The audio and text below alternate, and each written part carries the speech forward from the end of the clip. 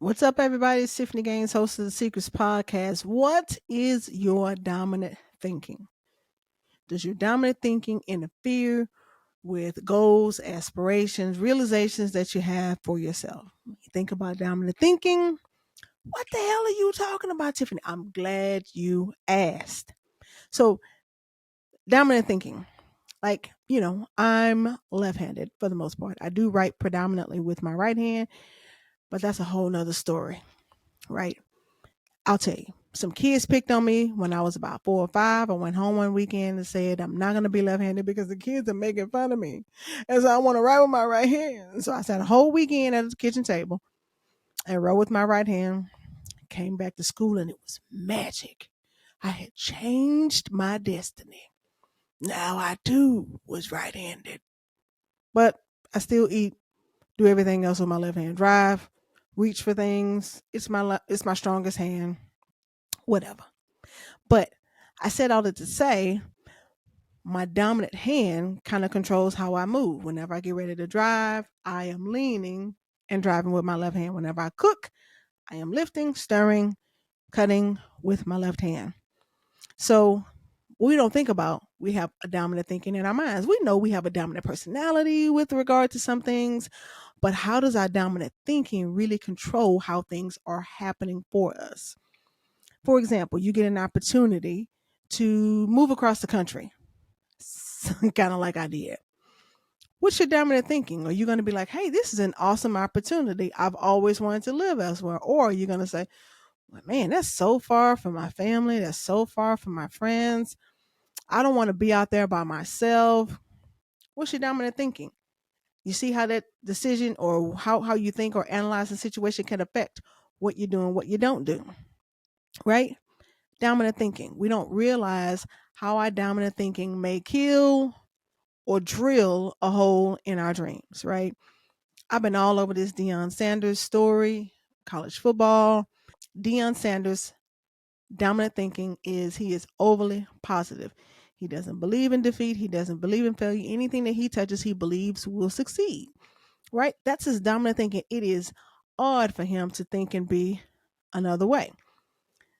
Sometimes, though, when you try to lean away from, sometimes, we get a realization about ourselves, like, hey, I need to stop being so negative. I need to stop being so pessimistic. I need to try to do something else, right?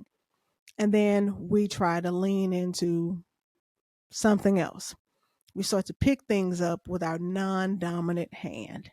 Whenever I pick something up with my right hand, I got to be a little bit more careful. I can't just reach and grab. That thing might fall out. I might not get a good grip on it. It's just kind of awkward. I can't eat food, fall out my mouth. But just like I did with the going home as a 5 or 6 year old to say, I'm not going to be left handed anymore, we can exercise that same thing when it comes to our thinking. It may be a slow process, but eventually it became more and more comfortable for me to write with my right hand. Eventually, it will become more and more comfortable for you to exercise another option, lean into what hasn't always been your dominant thinking with your mindset, right? It's awkward at first. Like now if I can still write with my left hand, but it's kind of awkward for me. I don't really even just kind of moving my left hand around. It's just kind of awkward. I don't feel natural. I feel really natural when I move my right hand around. Why don't we practice that with our mindset? Not give up on it just because it doesn't feel natural, just because it doesn't feel good, because we feel like it's going to be too long, hard, awkward, right? Why don't we pay attention to what our dominant thinking is? Is our dominant thinking keeping us away from something? Is it holding you back? Or are you more prone to be more negative, pessimistic, stay away, not lean into, keep away from the unknown, use fear or allow fear to keep you from something? What if you started to exercise what has not always been your dominant thinking? What if you said from here on out about some things, I'm going to try that and stay positive about that and incrementally make progress towards something different, especially when we know it is something that's going to be beneficial for us long term. If it's starting a business, maybe you've always been pessimistic. That's not going to work. Well, why would they want me? Or why would people buy from me? Maybe if you get into a rhythm of thinking, affirming something positive, move away from your dominant thinking, your dominant hand, your dominant movement, get into a rhythm and a habit of doing something else. The biggest problem I think that we have is we are afraid of the unknown. And Michael Bernard Beckwith always says that there is freedom. There's actually freedom in the unknown because you really don't know what to expect. You don't know what to be afraid of, but we have, for whatever reason, chosen to be afraid of what we don't know. If you don't know, then what do you think there is to be afraid of? You could be walking away from the biggest opportunity, the biggest amazing that's ever happened to you in your life. So we should look at the unknown as an opportunity to exercise freedom because what we do know the restrictions, we do know limitations that are already present around us in what we're currently doing. We already know where we're limited. We already know what opportunity isn't there. But in the unknown, in the world of the unknown, our non dominant thinking, our non dominant hand, that's what we should probably lean into a little bit more until we become comfortable with it. Be careful about what comes out of your mouth. Pay attention to what your dominant thinking is as you move and navigate through life, move and navigate relationships with people, move and navigate situations, right? Talking to someone gives you some advice, or you giving somebody some advice, Lord, with your negative dominant thinking, or you somewhere talking to somebody about something with your dominant thinking. Is your dominant thinking keeping somebody else from something? Girl, don't you?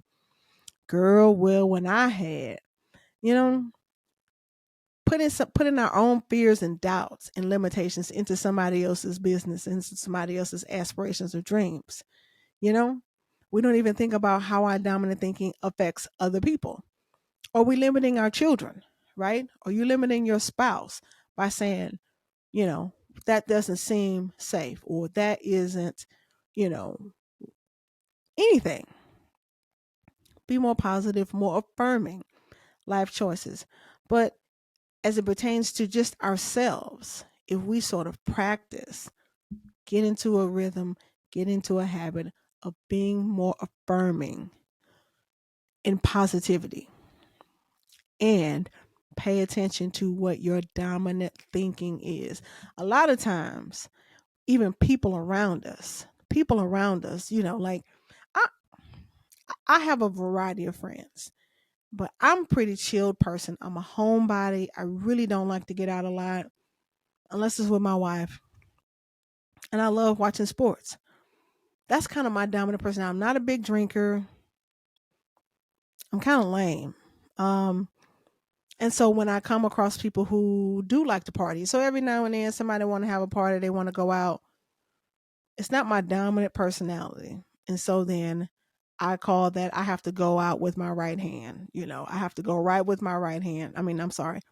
I have to go out. I call that I have to go right with my left hand. I can do it. It's not going to be as comfortable. It's not going to be as smooth.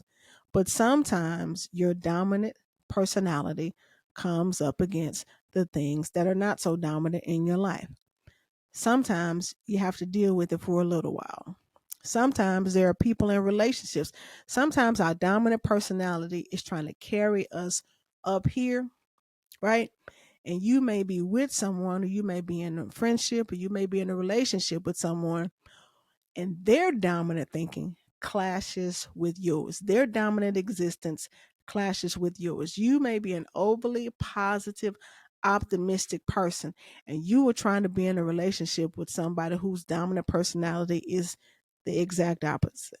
They are negative, they are pessimistic, they're a downer. In some kind of way, you've fallen in love with them. That's a whole nother story about what deficiency inside of us draws us to each other. That's a whole nother story. But not necessarily just relationships, but sometimes we have friends. We have friends whose dominant thinking clashes with ours. And you have to, when you're around them, you kind of have to walk around with your non-dominant mindset, your non-dominant appearance, and you kind of have to move slow to kind of get along with them to get through the moment. And they're probably doing the same thing. You know, that friend that cuss like a sailor, and then they're going around all the church people, then they have to lean into their non-dominant personality and just pretend that they got it all together and that they don't really use those type of words.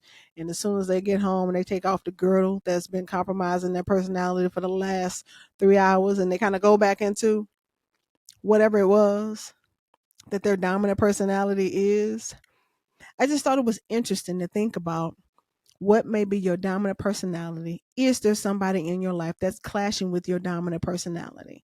Are there things in your life that you are withholding because of your dominant personality?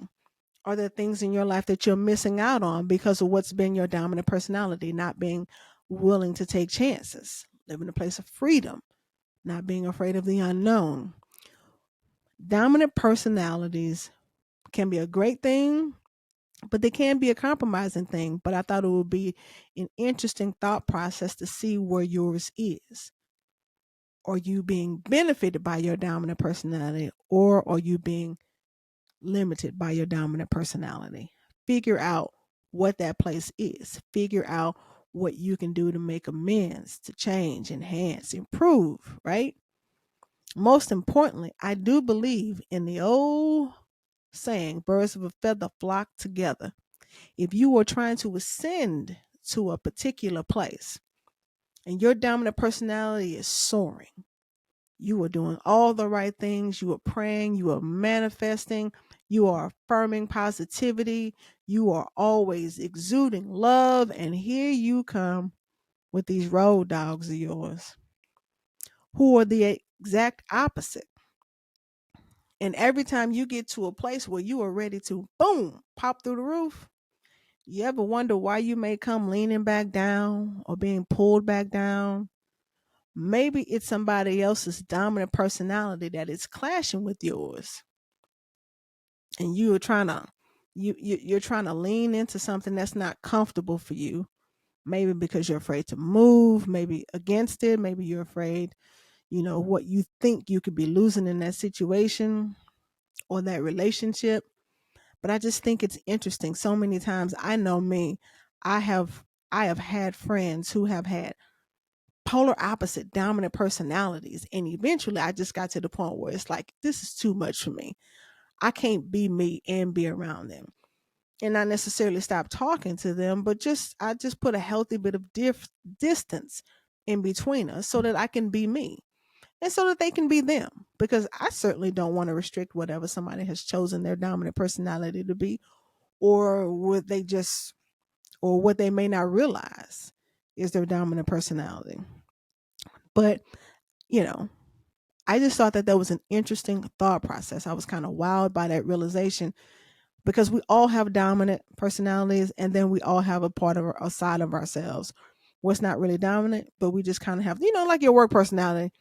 That ain't your dominant personality. I mean, you may have some dominant work habits, but unless your work people are like your real friends and family, there's a part of you that just kind of, you just kind of put on, your work persona, your non-dominant personality.